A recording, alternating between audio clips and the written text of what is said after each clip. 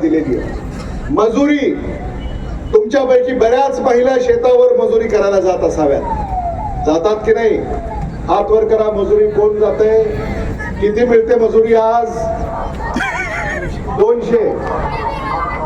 राहुल गांधी यांनी सांगितलंय किमान 400 रुपये प्रति दिवस मजुरी इंडिया आघाडीचं सरकार आल्यानंतर कायद्याने तुम्हाला देणार.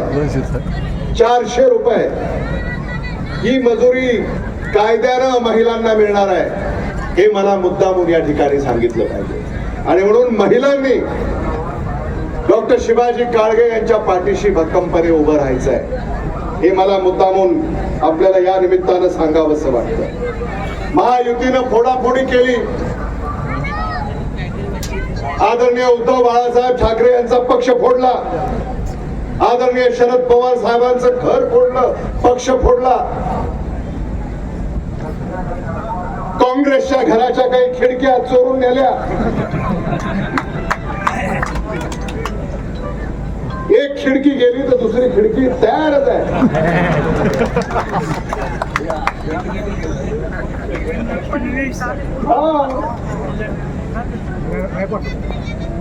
त्यामुळे जे फोडाफोडी करतात, कामावर त्यांचा विश्वास नाही. भारत देशाचे जे स्वप्न दाखवले ते पूर्ण केले नाहीत. बेकारी वाढली, महागाई वाढली, पेट्रोल डिझेलचे दर काय आहेत, एसटीचं तिकीट किती आहे, ट्रेनचं तिकीट किती आहे, विमानाचं तिकीट किती आहे, टमटमचं भाडं कंधारून गावाकडे जाताना किती वाढलंय, याच्याकडे आपण लक्ष दिलं पाहिजे. आपला किराणा, आठवड्याला किराणा आपण भरतो का महिन्याला भरतो? इथे काय पद्धत आहे? आठवड्याला का महिन्याला? किराणा महिला भरतात. 8 दिवसाला किराणा 2014 साली किती रुपये लागत होते आणि 2024 साली किती रुपये लागतात? फसवलं. भ्रष्टाचार तर एवढा फोपावलाय की त्याचा अंत नाहीये. याचा आपल्याला बंदोबस्त करावा लागेल आणि यासाठी आपल्याला बदल घडवावा लागेल आणि हा बदल आपल्याला मतदानातून घडवावा लागेल. दिल्लीला हाताचा पंजा पाठवायचा आपल्याला. या भारतामध्ये जनता की सरकार, मोदी सरकार नाही, जनता की सरकार निवडून द्यायची आपल्याला.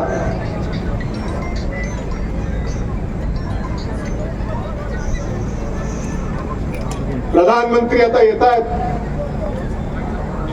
आपल्याकडं. आपल्याला माहिती आहे, माझ्याकडे पहा. महाराष्ट्रातले नेते येतात, ते सांगतात उमेदवाराकडे पाहू नका, माझ्याकडे पहा. महाराष्ट्राचे नेते गेले की दिल्लीचे नेते येतात, ते म्हणतात उमेदवाराकडे पाहू नका, महाराष्ट्राच्या नेत्याकडे पाहू नका, माझ्याकडे पहा आणि मतदान करा. आता मतदारांनी ठरवलंय उमेदवाराकडेही पाहायचं नाही, भाजपच्या महाराष्ट्राच्या नेत्याकडेही पाहायचं नाही, भाजपच्या दिल्लीच्या नेत्याकडेही पाहायचं नाही, काँग्रेसच्या हाताच्या पंजाकडे पाहायचं आणि पंजाच्या समोरचं बटन दाबायचं, असं मतदारांनी ठरवलेलं आहे. काँग्रेस गॅरंटीची आहे. कंधारमध्ये विकास खेचून आणायचा आहे आपल्याला. कंधार हे ऐतिहासिक शहर आहे, ऐतिहासिक तालुका आहे. जी धरणं इथं झाली ती काँग्रेसने केली. भोसीकरजींनी सांगितलं आपल्याला कंधारला पर्यटन स्थळाचा दर्जा आपल्याला मिळवून द्यायचा आहे आणि जगाच्या पर्यटन नकाशावर कंधारला आपल्याला आणायचंय आणि त्याच्यासाठी आपला खासदार, आपला हक्काचा खासदार आपल्याला निवडून द्यायचा.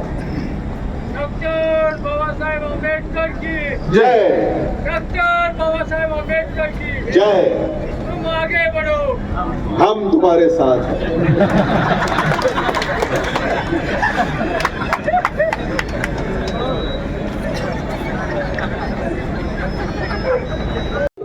पेटती मशाल पेटती मशाल घेऊन हाती गाडावी गद्दारी वाजवावी विजयाची तुतारी. धन्यवाद. जय हिंद. जय महाराष्ट्र. या बैठकीला आदरणीय